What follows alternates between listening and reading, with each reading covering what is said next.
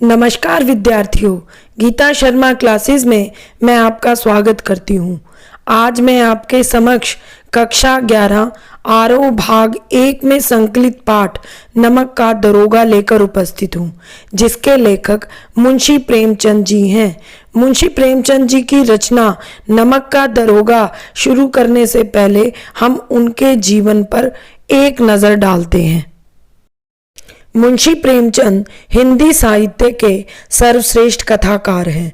इनका जन्म वाराणसी जिले के लम्ही गांव में 13 जुलाई सन 1880 में हुआ। इनका मूल नाम धनपत राय था। इनके पिताजी का नाम मुंशी अजायब राय था। जब मुंशी प्रेमचंद जी की आयु 8 वर्ष की हुई तब इनकी माता का देहांत हो गया और इसके 8 वर्ष के बाद इनके पिताजी भी चल बसे। इनकी प्रारंभिक शिक्षा वाराणसी में हुई और मैट्रिक के बाद अध्यापन का कार्य करने लगे।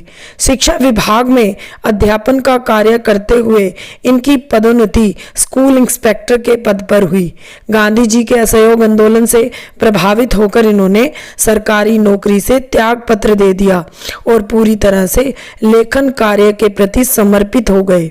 इन्होंने कुछ फिल्मों की पटकथाएं भी लिखी, लेकिन फिल्मी नगरी इन्हें ज्यादा दिनों तक रास नहीं आई और वो वापस लौट आए। इन्होंने हंस, मर्यादा, जागरण, माधुरी नामक पत्रिकाओं का संपादन कार्य किया।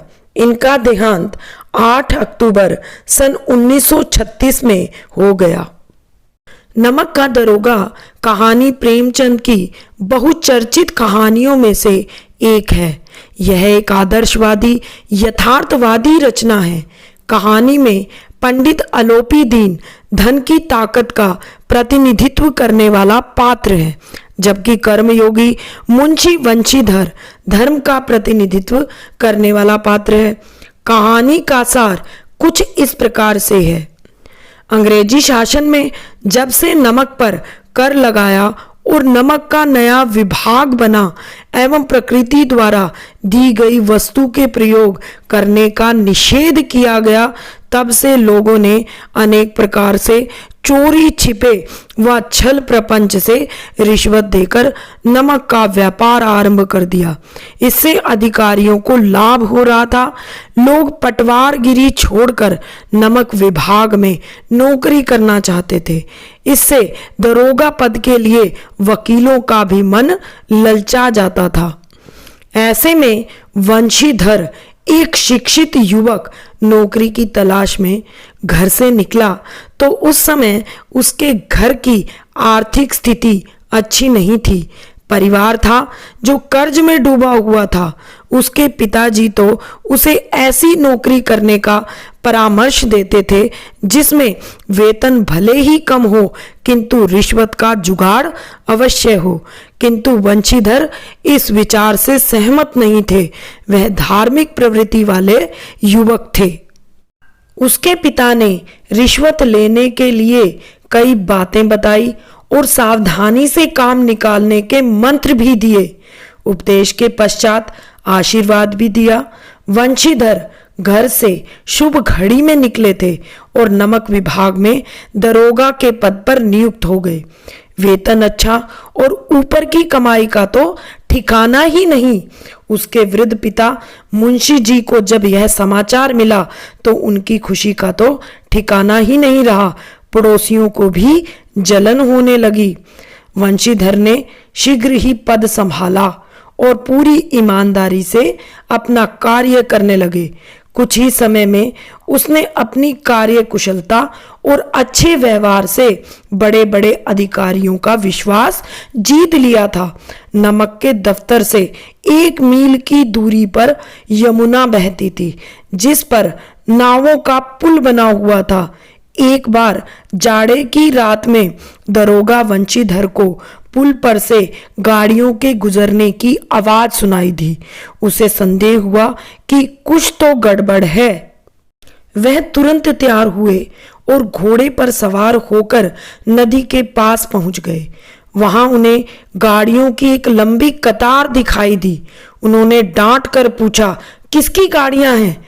कुछ देर चुप्पी के बाद उत्तर मिला, पंडित आलोपीदीन की, जो उस इलाके के एक प्रतिष्ठित जमींदार तथा बड़े व्यापारी भी थे, और अंग्रेज अधिकारियों में उनकी एक अच्छी पैंठ थी।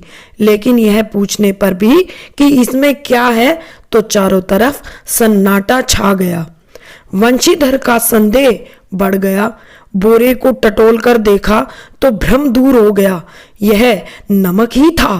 पंडित आलोपीदीन अपने सजे हुए रथ पर सवार हुए कुछ सोते जागते से चले आते थे। गाड़ी वालों ने घबराकर जगाया और बोले, महाराज, दरोगा ने गाड़ियां रोक दी हैं और घाट पर खड़े होकर आपको बुलाते हैं। पंडित आलोपीदीन को विश्वास था कि लक्ष्मी जी के सामने सब झुक जाते हैं, यहाँ तक कि न्याय व नीति भी। पंडित जी लेटे लेटे बोले, चलो हम आते हैं। घाट पर दरोगा के पास पहुंचकर बोले, बाबूजी, आशीर्वाद कहिए, हमसे ऐसा कौन सा अपराध हुआ है कि गाड़ियां रोक दी गई। वंशीधर बोले, सरकारी हुक्म है।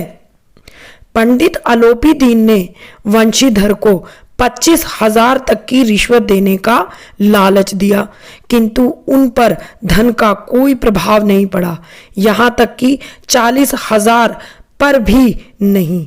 धर्म ने धन को पैरों तले कुचल डाला और दरोगा जी ने पंडित आलोपीदीन को हिरासत में ले लिया। पंडित आलोपीदीन हथकड़ियों को देखकर मूर्छित होकर गिर पड़े। रात होते ही जो लोग पंडित जी की जय जय करते थे, अब वे उनकी स्थिति पर तरह तरह की टीका टिप्पणी करने लगे। जब पंडित आलोपीदीन हथकड़ियां पहनकर अदालत की तरफ चले तो पूरे शहर में हलचल मच गई। लोगों की भीड़ देखने के लिए जमा हो गई।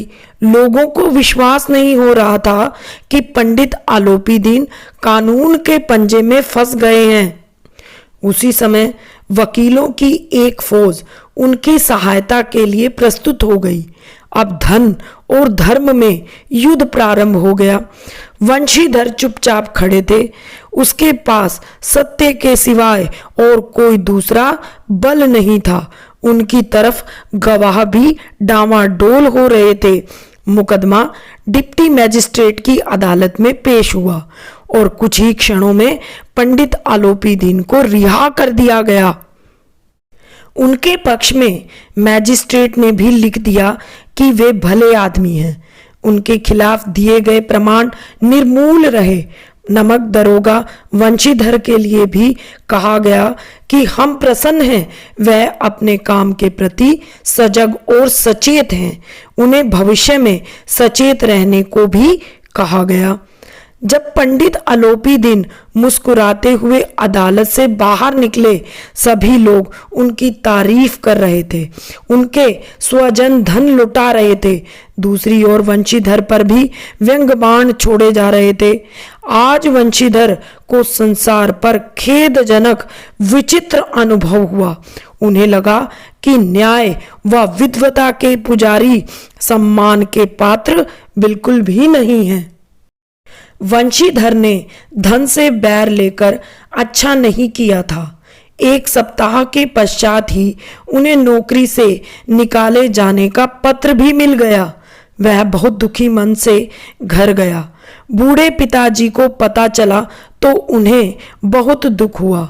उन्होंने वंशीधर को भला बुरा सुना दिया और उनकी माताजी की 4 धाम की यात्रा की जो कल्पनाएं थी वो सभी मिट्टी में मिल गई। पत्नी ने भी कुछ दिन सीधे मुंह उनसे बात नहीं की। 1 सप्ताह के पश्चात एक दिन संध्या के समय पंडित आलोपीदीन वंशीधर के घर आ पहुंचे। मुंशी जी उनके स्वागत सत्कार के लिए भागे आए, झुककर सलाम किया तथा खुशामदी करने लगे। अपने बेटे वंशीधर की बुराई की तथा उसे कुल का कलंक तक कह डाला, किंतु पंडित आलोपीदीन ने उन्हें ऐसा करने से रोक दिया और उसे कुल तिलक मनुष्य बताया। उन्होंने वंशीधर को अपने कारोबार का स्थायी मैनेजर नियुक्त करने के लिए विनम्र भाव से प्रार्थना की। यह सुनकर वंशीधर के मन का मैल भी धुल गया। पंडित अलोपीदीन ने वेतन के अतिरिक्त हर सुविधा देने का वायदा भी उससे किया। पंडित जी ने अपराध बोध से भरी हुई वाणी में निवेदन करते हुए कहा कि परमात्मा से यही प्रार्थना है कि आपको सदैव वही नदी के किनारे वाला बेमुरब्बत उदंड कठोर किंतु धर्मनिष्ठ दरोगा बनाए रखे।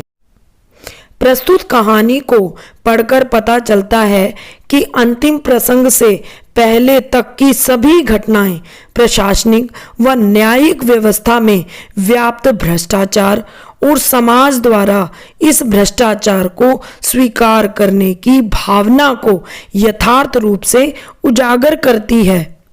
यहाँ ईमानदार व्यक्ति के अभिमन्यु की तरह निहत्थे और अकेले पड़ जाने की सच्ची तस्वीर प्रस्तुत करना भी कहानी का प्रमुख लक्ष्य है। किंतु पंडित अलोपीदीन द्वारा वंशीधर की ईमानदारी के फलस्वरूप मैनेजर के पद पर नियुक्ति कर देना ईमानदारी का सत्कार करना और मानवीय मूल्यों को भी बढ़ा देना है। आशा है यह वीडियो आपको पसंद आई होगी। यदि पाठ से संबंधी कोई भी कठिनाई हो तो कमेंट बॉक्स में कमेंट करके मुझसे पूछ सकते हैं। अलग अलग कक्षाओं की वीडियो को देखने के लिए हमारे चैनल को सब्सक्राइब करें, वीडियो को लाइक करें तथा अधिक से अधिक लोगों को शेयर करें। बहुत बहुत धन्यवाद, बहुत बहुत आभार।